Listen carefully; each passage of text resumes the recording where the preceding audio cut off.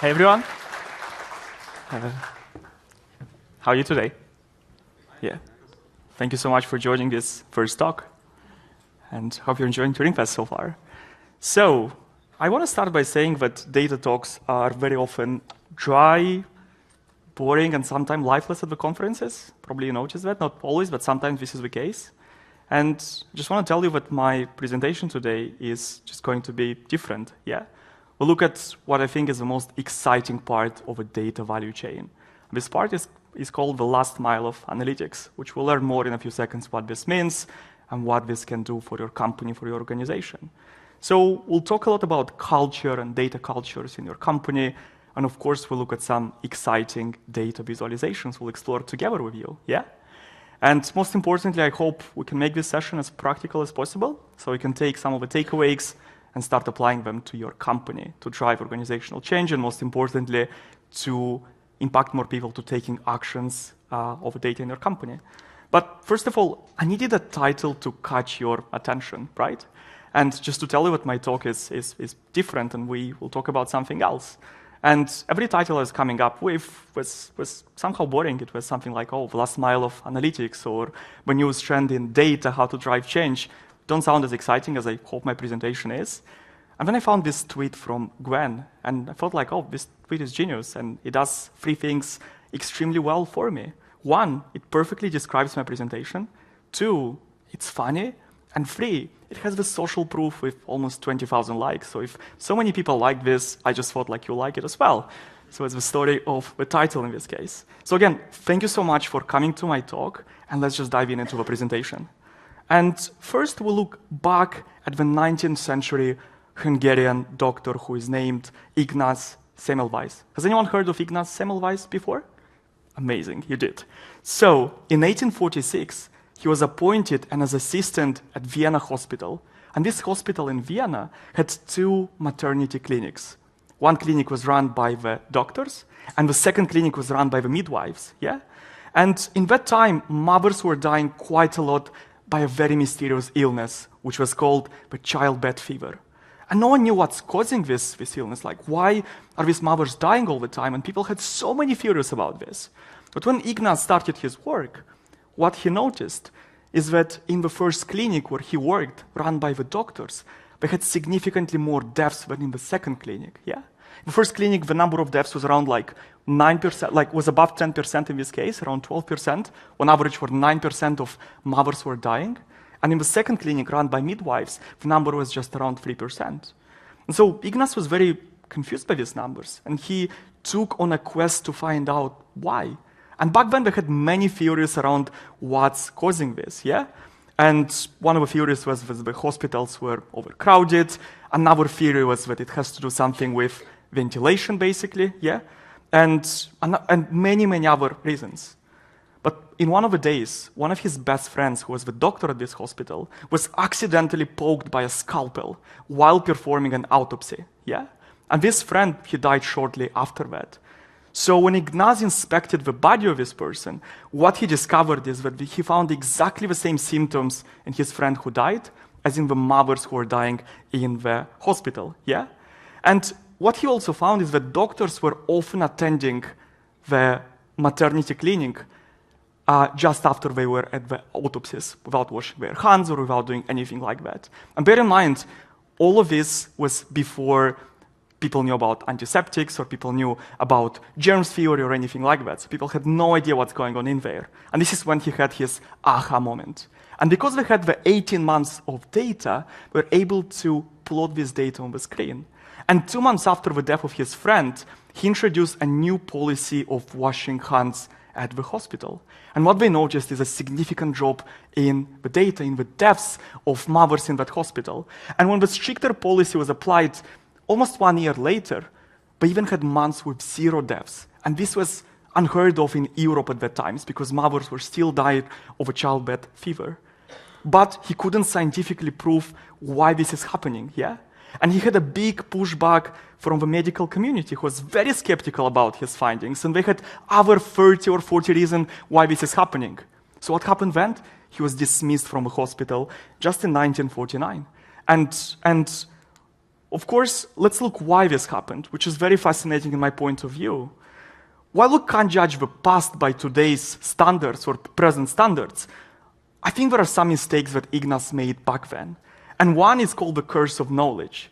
And if we find something in the data, we all think that it will immediately be obvious to everyone around us, to our team and so on. We just send them a chart, they'll know what's happening, they'll make the right conclusions, and they'll action this data, which is almost never the case. Yeah? Second reason is that the narrative evokes emotion. If you just send someone cold facts without the narrative, it's not nearly as impactful as it should be or might be for the audience. Yeah? And the third reason, the power of data visualization. Ignaz presented all his data in these tables. That's what he did. And we're not telling a clear story. And the way our human brain works is that we cannot see trends and patterns looking at a table. Yeah? We want this data to be visualized. We want this data to tell us a clear story so we can act upon this data, which didn't happen back then. And you might say that, oh, but back in the mid-19th century, data visualization wasn't an established science, and I would agree with you. But we have two other examples from John Snow, who visualized the cholera outbreak, and from Florence Nightingale, who visualized the war in Crimea. But data visualization techniques were available at these times. They just weren't that common. And so failing this, Ignaz was dismissed from the hospital. He spent his next 14 years arguing with doctors around the world who was disproving his theory and writing very toxic letters about why it was happening. And eventually he suffered a mental breakdown, and unfortunately he went into mental asylum, and he died 2 months later after that without seeing his theory being implemented around the world. And guess what? In 15 years, 10 years after that, a French doctor just proved a germs theory, and the world entirely changed. But Ignaz never saw this happening, and probably if you'd applied the learnings I described, the story would have been different. Yeah? Okay, now I'm going to move back to the business world, and I'm going to warn you, the examples I give you are not as dramatic as the example of Ignaz, but we can still see the same patterns happening in business world every single day. And I'll start my business presentation now with a very simple question for all of you. How can you measure the value of a dashboard or a report? Have a quick think about that, yeah? And when I ask this question to people around me and people in the industry, they often give me very different answers. Someone might say, oh, the value of a dashboard or a report can be measured by how many meetings you had, or by how many useful chats we had, or alignment from the team, and so on. I don't think this is true. And I think the answer is quite simple. The value of a dashboard or report is measured by the useful actions it prompts in your company, yeah? If people look at the data and they do nothing with this data is useless. Like, no one needs this data. No one will interact with this data. But the way you measure this is by seeing how many actions people are taking from your data, basically. Yeah? Are we all aligned on this? Because if we don't, my presentation doesn't make sense from now on. Yeah, just want to make sure of this. Cool. So, we all aligned that the value of a dashboard or report is measured by the useful action it prompts. And now, let's do this. Let's look at a mid-sized company. How many of you work in a company like around 50 to 100 people? Can you just raise your hand? So I just want to see how many of you will know the problem I'm talking about. Exciting. So let's look at how much a mid-sized company spends on its data stack, right? And they implement a lot of tools. They have data pipelines, and they use tools like Fivetran, Supermetrics, Airbyte. They have data storage, like in Snowflake, data transformation in tools like dbt. They also visualize this data or use BI tools like Looker, Tableau, Power BI. And also they spend money on a tiny data team in this case, yet to implement this solution and maintain this. So how much this comes to is around $500,000 a year companies spend on their data stack. A mid-sized company, yeah? Larger a company goes, these numbers can become just astronomical in this case. And also what's worth saying is that apart from the money, the implementation of these tools is anywhere from 6 to 12 months, yeah, to properly implement this whole data value chain. But guess what? Even though we spend so much money and so much time on this, it still doesn't help people in the organization to take actions on the data, right? And I'm going to show you a study conducted by the Tableau internal team, which says that the BI user research has shown that time and time again, the number one way business users find an answer to a data question is by asking a teammate, not visiting a dashboard, yeah? And I'll suggest a fun experiment for you. If you work in a company and you have a BI tool implemented, go and ask the person responsible for the BI tool how many people are opening the dashboards or reports on the daily or weekly basis. And what we noticed in my company, that there is a trend. There is a spike because of a novelty when you implement the solution for the first month, 2 or 3, when it goes down, basically, close to zero. People don't open them. People don't interact with these tools. And it's so absurd to me is that when you spend so much money and so much time implementing these solutions and people don't interact with them, what's the point of them? Why are they doing this? Yeah, why is it important at all at the end of the day? So we'll try to find why is that. That's where my presentation will be focused on today. And this whole problem is called the last mile of analytics. And we're going to look at this interesting graph created by Brent Dykes from effectivedatastorytelling.com, which illustrates this quite well. Everybody collects data, yeah? Some of the companies might have very advanced and sophisticated strategies for collecting data, yeah? Some companies might not, but you still have your product analytics tool, website analytics, social media, like everybody's collecting data, let's put it this way, yeah? Also, you can see that a big fraction of these companies prep data, transform data, and make this data useful for the companies.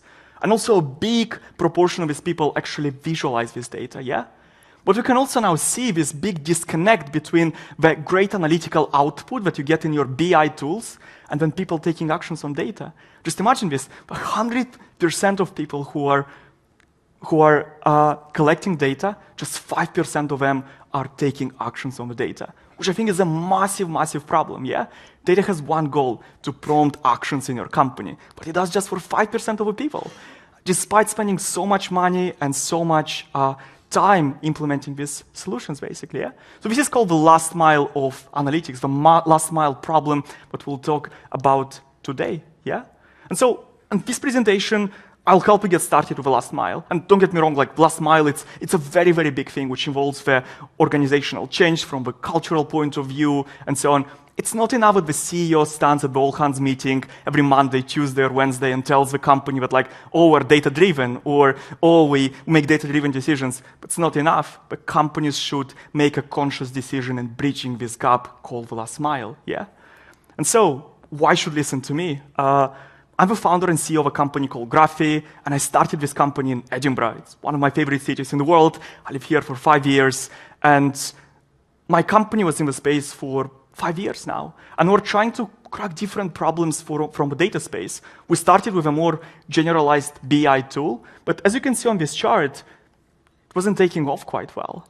But a year ago, we made a pivot towards the last mile and data storytelling, and in just 1 year time, we grew from 0 to just under 100,000 users because of it. So again, there is proof that people are very interested in this problem and also have a chance to work with the world's best data companies to understand how they work with data, what matters for them, what's important for them. So I hope this gives you a little bit of credibility on why you should listen to me and why we should dive together through this whole problem.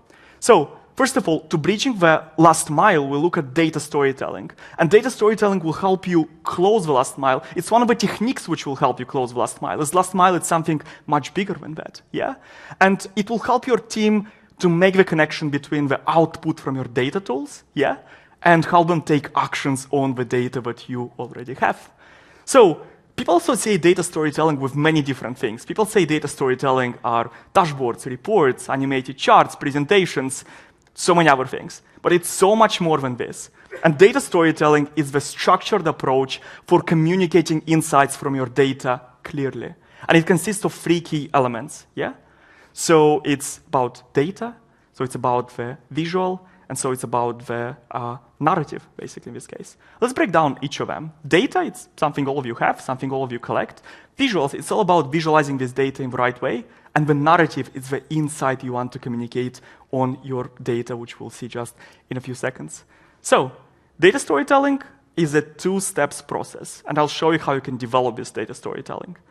So first of all, you've got the data, and you explore this data, yeah? And all of you are doing this if you're working with data and charts. But it's exactly the output you're getting from tools like Google Analytics, or Amplitude, or Google Search Console, or HubSpot, or LinkedIn, and many other tools. They all give you the data, and they all give you this data to be explored. And this is where every single tool is stopping. Every single tool on the market stops at the exploration phase. But what they're all missing is an insight on this data, yeah? And you might have many different insights for the data. The insight might be that we have a spike, or we have a trend, or you want to comment on a specific point, you want to tell a story around this data. And once you identify this insight, you have to explain this insight to your audience, yeah, and share this with your audience. That's another graph from Brent Dykes from effectivedatastorytelling.com. And yeah, as I'm saying, every single company stops at step 1, and that's why no one is taking actions on the data, yeah? So now look in more details, how can we go from step 1 to step 2? How can we empower more people to find the insight and explain this data? And I'll start with this chart with a just simple chart. Apple Health. How many of you are familiar with this chart? Just raise your hand. Awesome. So what this chart does, it's looking at the steps on average I took every single day for a few months before that. So it's a very simple chart, a consumer chart, but I want to start with a simple chart just to make my point.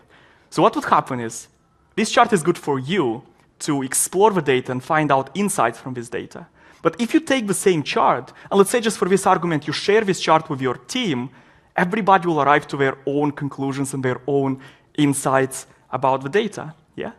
Let's look at this example. Someone can see the anomalies in data or spikes, yeah? And someone will try to understand, oh, how do we have more of these spikes moving forward? And they'll try to come with actions and strategies how to increase these spikes, yeah? Someone else might say, oh, April is our top month. How do we make sure we have more months like April? See, that's another insight for someone else. Someone else might say, oh, March is a bad month. Can we discuss about how March never happens again, basically?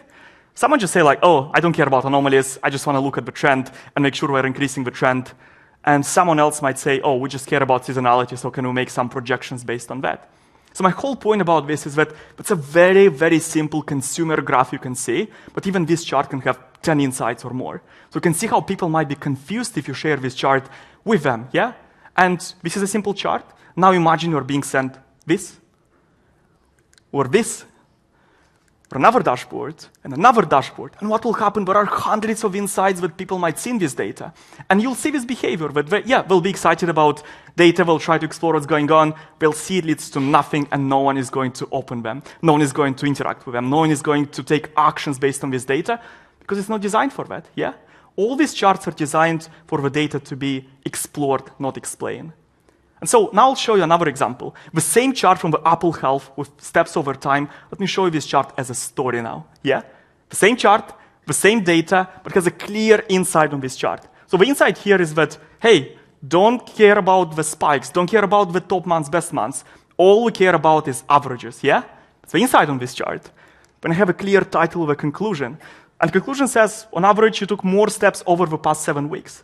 And if you communicate your chart with a story, if you tell a story from this chart, it's very easy to action this. Now I have 3 actions basically. Action number 1 is I can walk more, and I can set this as a goal with my team. Action number 2, I can walk less, and action number 3, I can maintain the same number of steps. Yeah? So you can see how this chart can just remove ambiguity. So you don't need to go to a meeting and spend the first half an hour or 45 minutes discussing what does this data mean? What does this data do for me? Like, let's explain the data. If you do data storytelling, this disappears. And your entire company can focus on just actioning this data and focus on the important bit around this data. Yeah? Does this make sense? Cool. So now what we'll do is we'll just compare these 2 charts. And by the way, it's very important to say that I'm not saying that the chart on the left it's worse than the chart on the right. All I'm saying is that these 2 charts have different meanings or purposes. Chart number 1 on the left, it's for you as a creator to explore the data, to find the insights basically, yeah? And once you found an insight on the data, and by the way, as I showed you, this chart can have many different insights. Now your job is to communicate this insight properly to your team. I'm trying to say by this, never send the chart on the left to your team. You're going to probably confuse them more than help with that. Always send a data story instead from this chart. Yeah? And again, this is very well represented in this diagram in this case. The first chart was looking at visualizing the data. And the question it's answering is the data understandable at a glance? That's all it does. It tells you about the data, yeah? And so when you have this chart, and when your team is looking at this chart, they'll just say like, oh, the data is clear, but what do I need to do with this? If you want to make this chart actionable and empower people moving forward and making decisions from this chart, all you have to do is to send them the chart which is visualizing the message, yeah? Don't confuse your people. And you just remove the ambiguity for interpreting the data, asking what the data means, and spending time in meetings looking at the data. All you do is that like, hey, as a creator, I've got the data, I spend time understanding what insight matters for us, let's go and discuss this insight. And yeah, of course, sometimes you'll have pushbacks that like, hey, I don't think this insight is important, like I think we need to discuss about something else. But it's okay as well. You go back and you change the insight, and you communicate this insight to your team. And especially if you're a remote company, just again, if you send the first chart which visualizes the data, just gonna confuse the people in your company more than help them make decisions and take actions on the data, right? And okay, now what I want you to take away is that I'm gonna show you a step-by-step guide on how to create data stories. So you can go after this conference tomorrow or next week and start implementing this change in your company if you'd like to, yeah? So first of all, a little bit of theory. For creating data storytelling, you've got 3 types of graphs. First one is a bad graph. And a bad graph has a lot of clutter, has a lot of inconsistencies, yeah? And so what happens with bad graphs is when you send them to someone, you think they know the insight, you think they'll see the chart the same way as you, but they're being distracted by lots of small elements, lots of design inconsistencies, lots of noise on the chart, yeah? Good graph is a graph which is absolutely decluttered, which doesn't have any clutter on it and helps you look at the data, come up with conclusions, and make sure that you can find the insight from this data. And from good to great graphs, you show an insight on this graph. You show a story on the top of this chart. So I got 2 examples for you, yeah? Let's dive into the first one. This is a bad graph, and this is a default graph you get from Google Sheets. This is quite a simple graph. If you run a B2B SaaS company, this graph is looking at signups by job title, by weeks, yeah? So what's wrong with this graph? You might say like, oh, nothing is wrong with this chart, but look, there are so many elements which distract your attention, from the borders on the chart to very thick grid lines to this y-axis, which is very busy and takes a lot of space from the chart. It really impacts how people interact with the data, interact with the charts, yeah? Don't forget about this. Everyone is busy, everyone has their job and their area of focus, so they want something clear to explore the insight. If I take this chart and transform this chart into a clear chart, like, that's another picture, yeah? I remove the noise, now it's very consistent, now it works quite well, and the colors as well are helping the user to make a decision. Every single one of these elements make a difference. Trust me, it just makes a difference how people interact with your chart. So this is a good graph. And how do we get this graph from a good graph to a great graph? Yeah, we add an insight on the top of this graph. And when I explore this graph, there are many insights I can look at. Like, for example, in the first half of the graph, we have to see an uptick in marketers on founders when it's going down. I can say the comparison between marketers and founders. I can say, I can set a goal here. I can do so many things. But the insight, let's say in this case, my company cares about is, why does the number of founders increase, yeah? So if you send this chart to your team, they won't get this. But if you send this, which is a great graph in this case, yeah, it's much more clearer than that, yeah? I have a clear insight on the chart. I highlighted the line which is important to me. And what my company cares about is that the number of new founders has reduced in the past few weeks. It's the most important thing for us, yeah? And don't try to represent 2 insights on the same chart or 3. You'll confuse your audience. Less is better in this case. 1 insight at a time. The insight I care about is that the number of founders decreased. There are also some changes in the graph as well. I highlighted this line, which is about founders. I move a legend from top to the right, so it's easier for your eyes to follow where the data is. And I also highlighted 2 data points for you. So you can see the highest point, and you can see one of the lowest points to have a contrast in your head what I'm talking about, yeah? And if you receive a chart like this, it's way more actionable. You can just go away and think about how can we increase the number of founders. Like, do we need to promote the product in other places? Do we need to make some changes and tweaks in our onboarding? And so many other things. So this chart is actionable, yeah? And it will help your team make decisions on the data. So look at another example as well. That's, again, a very common chart that you would see in Google Analytics too, but it's a chart for users in current month and previous month. So again, what's wrong with this chart? There is a lot of clutter in this chart, yeah? Very few grid lines, which don't have a purpose in this case, yeah? Inconsistencies in colors, x-axis takes a lot of space, and so on. So first thing you have to do is to declutter this graph if you want people to understand this graph.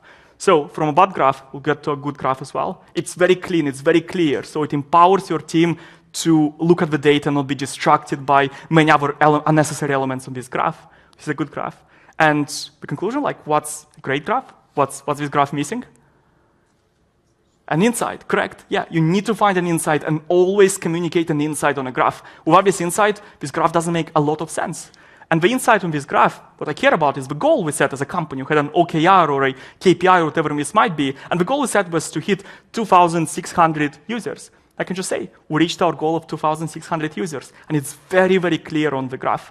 I still have a line of a previous month. Yeah, I didn't remove it because it provides additional context, but I'm not making this line front and center for the audience to interact with this. I'm just sharing this for context for the audience. And now we can see but the current month we hit our goal, and now it's actionable. Now the action is like, do we set a new goal?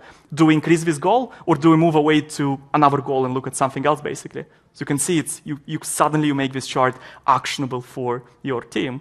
Yeah. And another point is that tools are very important in my point of view, and the question I've been asking myself, this is so obvious to me, like once you see it, like you get this, like it's obvious you can align your team and you can make right decisions, but why are not more people doing it this way?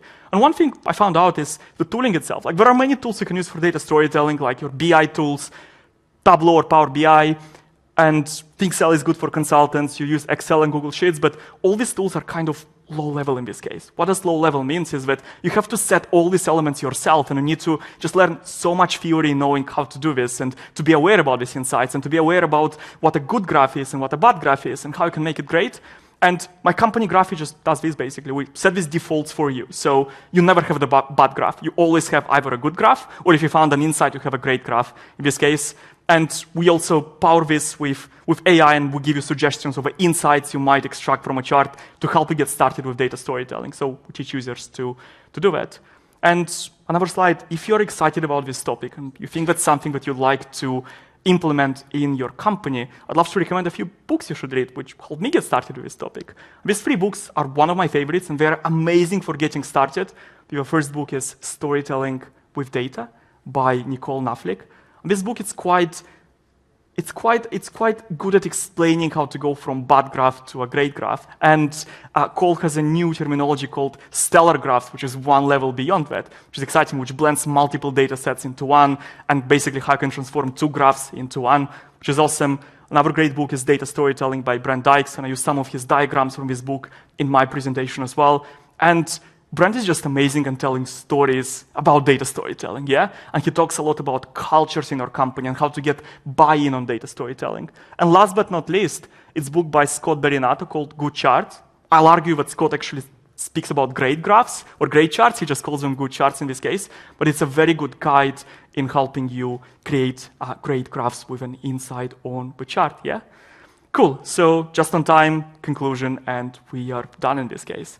So we all started with this story from Ignaz Semmelweis, and we looked how data storytelling could have helped him make his point more prominent, yeah? And that's what's happening in your companies today, in many, many companies around the world. People don't start from the end goal. People know like, oh, having a dashboard or having a data stack, it's a must. Our investors told us about this. I see the company X and Y doing this, so LinkedIn post or something like this. But in reality, this is not very, very helpful. If you want to make your organization truly data-driven, you should always start with the last mile. Last mile is the most important part, because if no one takes actions on the data, all your expenses and time invested in this data stack, it's kind of useless, because people don't take actions on the data. So yeah, I hope you'll enjoy this presentation.